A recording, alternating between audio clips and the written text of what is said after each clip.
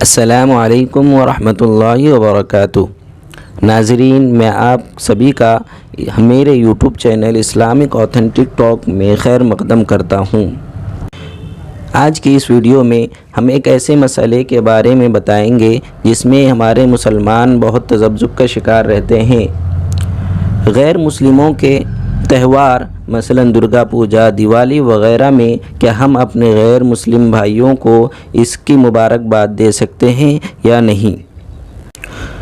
تو جواب اس کا یہ ہے کہ غیر مسلم حضرات کے تہوار وغیرہ ان کے مشرکانہ اعتقاد پر مبنی ہوتے ہیں، اس لیے ہمارے لیے مشرک سے برات اور بے تعلقی کا اظہار ضروری ہے، اور چونکہ مبارکبادی دینے میں ان کے فکر و عقیدے کی توثیق و تائید ہوتی ہے، اس لیے اس سے احتراز یعنی بچنا ضروری ہے۔